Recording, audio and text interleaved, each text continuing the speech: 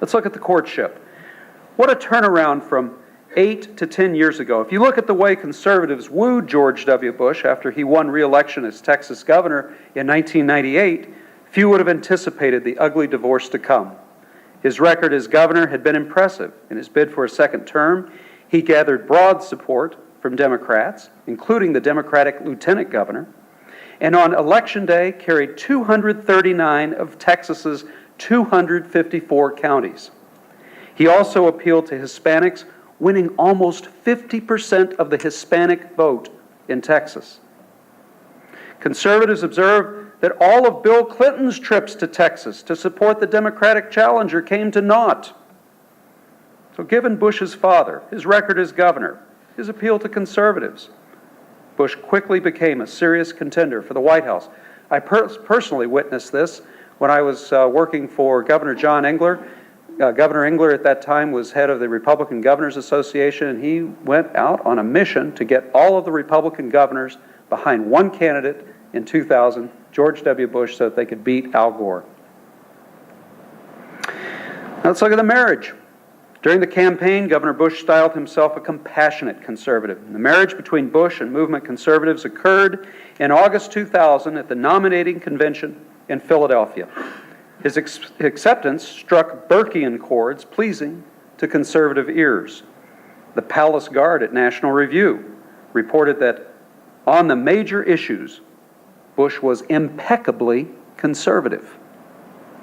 Although election 2000 was one of the most controversial in U.S. history, the counting I want you to be aware of is that Bush received 11 million more votes than Bob Dole had in 1996. There was a genuine appeal to the conservative base. His first inaugural address struck numerous conservative themes, and his first days and weeks in office were full of substantive acts that appealed to conservatives. For example, on his first day in office, he restored the controversial Mexico City policy that outlaws using U.S. taxpayer funds to pay for abortions overseas. And soon after that, he established the Office of Faith-Based Initiatives. Bush would go on to experience 2 honeymoons in 2001. The first was rather modest, as Bush enjoyed approval ratings in the mid-50s among the general public. Just as his numbers were starting to sag a bit, 9/11 happened. This tragedy led to Bush's second honeymoon when his job approval ratings soared to 80 and 90%. With the prodding of Karl Rove, the president threw red meat at conservatives in subsequent months and years, cutting taxes, invading Iraq, intervening in the Terry Schiavo case. As the first post-9/11 president, Bush looked, acted, and talked like a philosophical conservative for the durable Republican majority to come.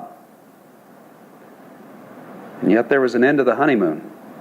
Between the 2 honeymoons, already there were grumblings of discontent. Just 6 months into the administration, libertarians were criticizing Bush's protectionist policies toward steel.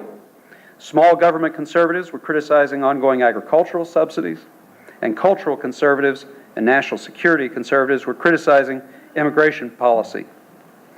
As events unfolded, the cacophony of voices critical of Bush rose to ever higher decibels. You are well familiar with the litany.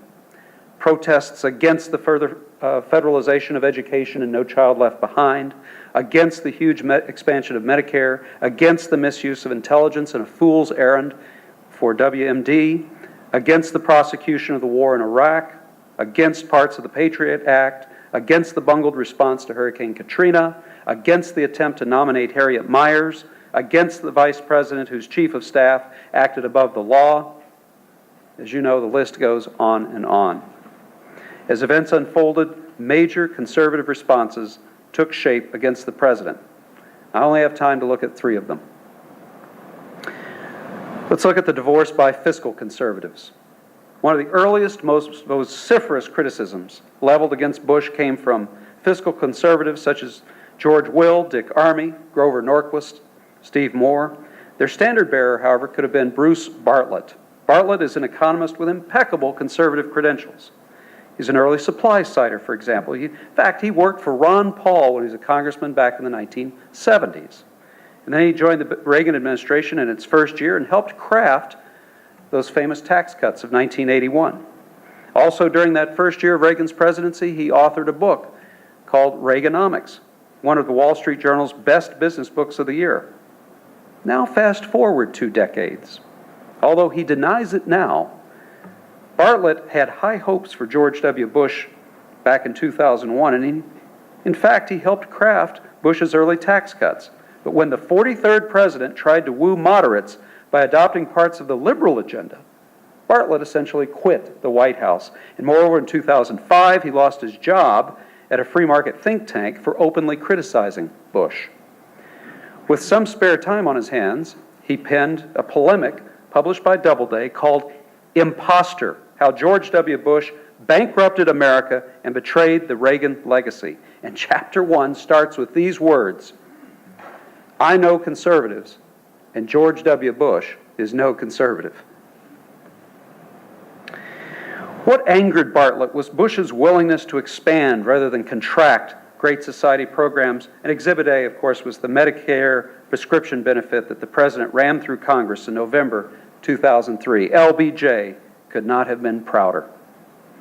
Bush's fiscal recklessness caused both the annual deficit and national debt to balloon to all-time highs, as recently reported. Quote, on the day President Bush took office, the national debt stood at $5.7 trillion. The latest number from the Treasury Department shows the national debt now stands at more than $9.8 trillion. That's a 71.9% increase on Mr. Bush's watch, the biggest increase under any president in U.S. history. The divorce by the fiscal conservatives. Now let's look at the divorce by a second group, the anti-imperialists, the foreign policy conservatives. George W. Bush has been the longest-serving wartime commander-in-chief in American history, by far. He leaves office still fighting 2 unresolved wars and having lowered American prestige around the world. That was bound to put strain on the conservative coalition. As the war in Iraq went south, a vociferous group of conservative critics emerged that included George Will, Brent Scowcroft, William F. Buckley, and Jeffrey Hart. Variously called realists or anti-imperialists, these conservatives thoroughly reject Wilsonian idealism. In its place, they counsel prudence, moderation, restraint. They sound a bit like the Taft Republicans of old, or Burke and his reflections on the revolution in France. And they sneer at the neocon, Ken Edelman, who famously predicted in the pages of the Washington Post, Iraq will be a cakewalk.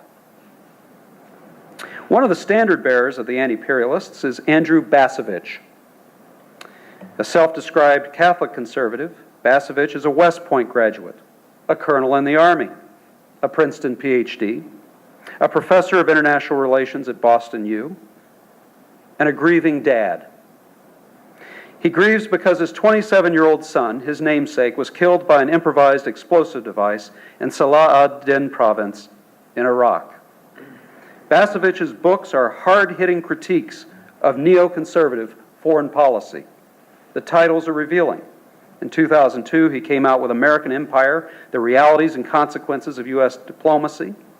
2005 saw the publication of The New American Militarism, How Americans Are Seduced by War. 2007, The Long War. And then earlier this year, The Limits of Power, The End of American Exceptionalism. Notes the Boston Globe.